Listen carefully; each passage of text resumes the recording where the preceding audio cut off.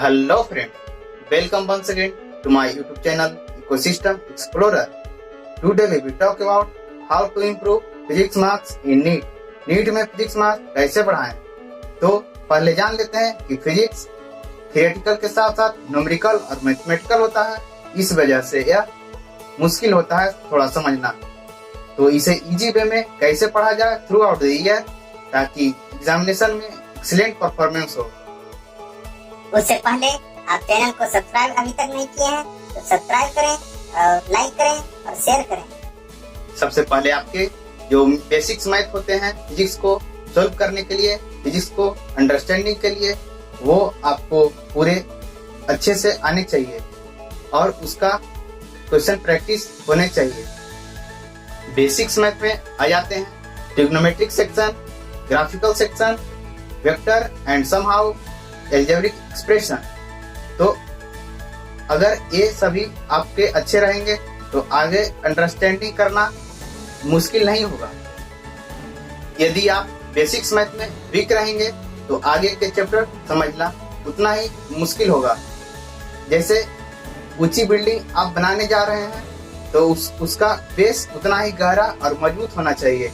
उसी प्रकार basics math physics के अंडरस्टैंडिंग के लिए बहुत ही जरूरी है। यदि आप ऑनलाइन क्लास कर रहे हैं तो सारे लेक्चर्स का नोट्स प्रॉपर बनाइए ताकि रिवीजन में कोई परेशानी नहीं हो। जो स्टूडेंट ऑनलाइन क्लासेस कर रहे हैं वो सोचते हैं कि उनका नोट्स जो बना हुआ है वो ऐप में है ही, लेकिन यह गलत है।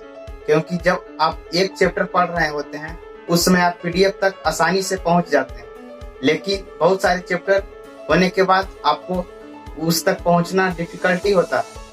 आपके पास जब प्रॉपर फिजिकल नोट्स होता है तो आप आसानी से रिवीजन कर पाते हैं और जब भी कुछ फाइंड आउट करना होता है तो कॉपी को उलटते हैं और उसमें फाइंड आउट करते हैं। लेकिन जब नोट्स नहीं रहेगा तो आप पीडीएफ तक नहीं पहुंच पाते हैं। इससे रिवीजन में इफेक्ट आता है और competition is all about revision. जितने बार आप रिवीजन करेंगे उतना ही कंपटीशन के लायक बनेंगे।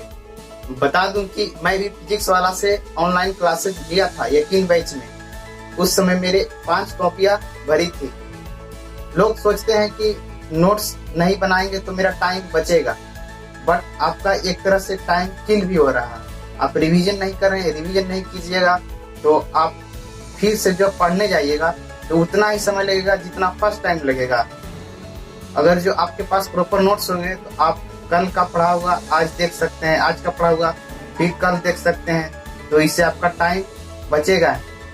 ये तो हो गई नोट्स की बात। अब प्रैक्टिस करने होंगे बहुत सारे क्वेश्चन।